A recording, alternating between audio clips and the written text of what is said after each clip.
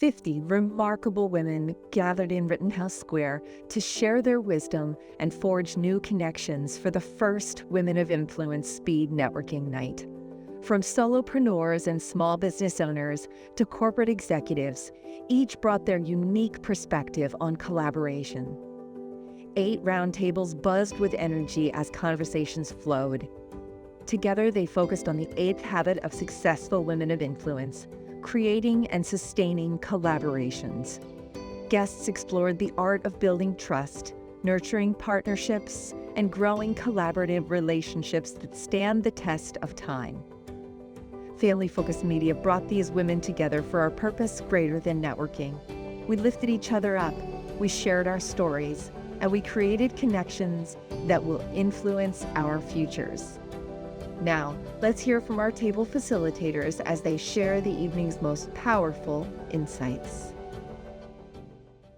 So at my table, we talked about free and low-cost tools that you can use to help your collaboration with other people. Something that came up over and over and over again: social media. Instagram was the hot one, which is my favorite, so I love it. I love to hear that.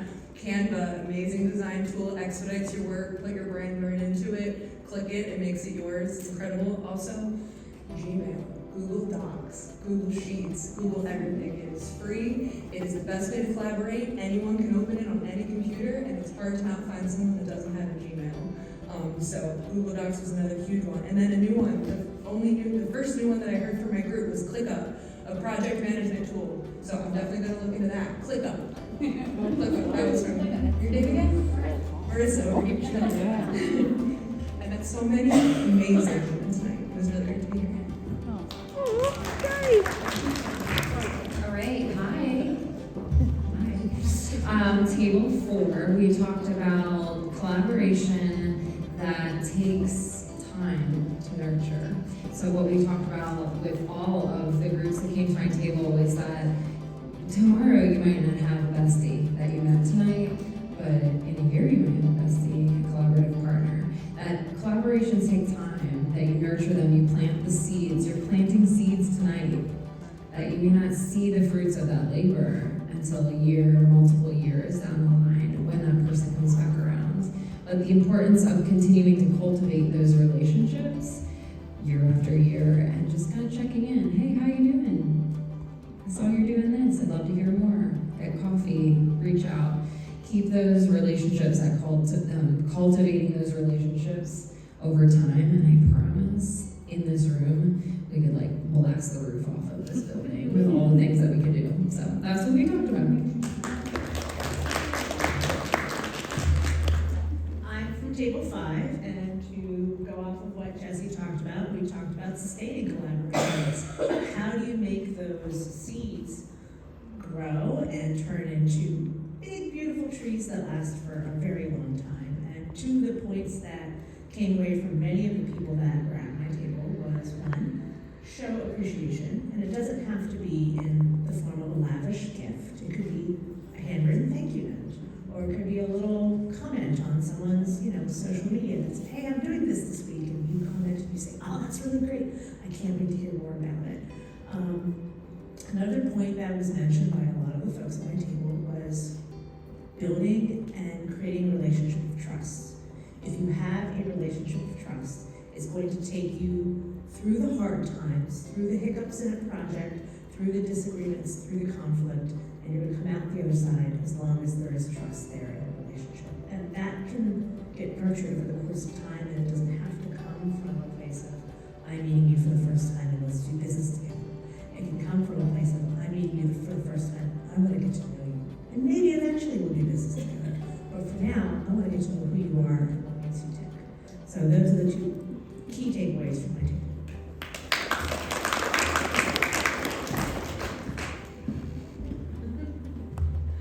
Hello, everyone. My name is Melinda Engel. At table 6, we were talking about measuring collaborative success, and there were so many great tidbits of information and things that everyone shared. We talked about how to know when collaboration is working, feeling good about working together, everyone having their own purpose within the project, focusing on what they're good at,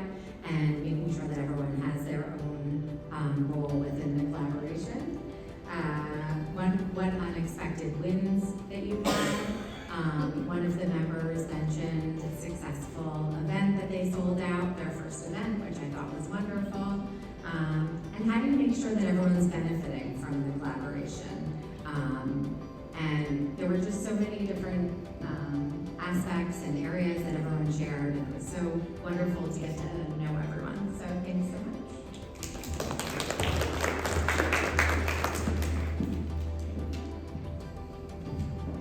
Okay, hi, I feel talented. Hi, Michelle. My table spoke about building trust, so you stole my thunder. So sorry. I really can't say anything else now. But there were two, I took a lot of notes. This is a lot, guys. So I'm not going to be able to read all of this, but the main themes that I thought I would pull out, one of the folks in the table equated it to, if you've seen the Barbie monologue, anyone, most people in the room know what I'm talking about. Okay, trust comes from both sides, right? Like, we are trying to get people to trust us, but then we're also coming from the side of, we have to trust that person. How are we going to go into it? And you have to be open-minded, but at the same time, you have to be discerning. And you have to be vulnerable, but at the same time, you're like, okay, I don't trust you yet, so I don't know.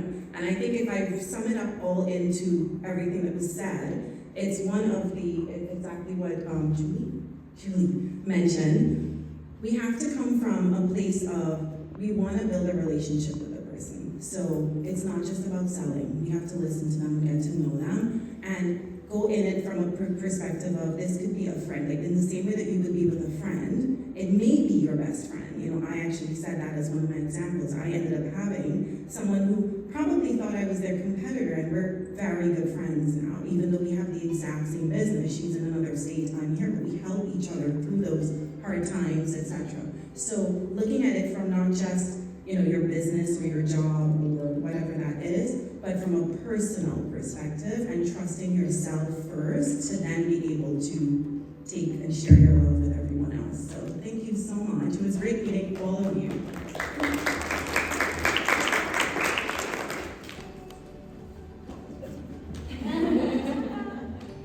Also feeling tall. Wish I took some more specific notes, but I think I was wrapped up in all of the amazing conversation that I had with you awesome women. It's an honor to be here, honestly. I think what we focus on most is how we foster our collaborations to get the most out of them and you know, make sure that we're keeping them with high priority. And I think my biggest takeaway is, even from artists to financial advisors, the big thing is trust, and also understanding if you align with people in a moral standpoint as well. You don't want to work with people that you don't like and you don't share the same values with. And I think a lot of you really expressed that to me. And that was my main takeaway for the night.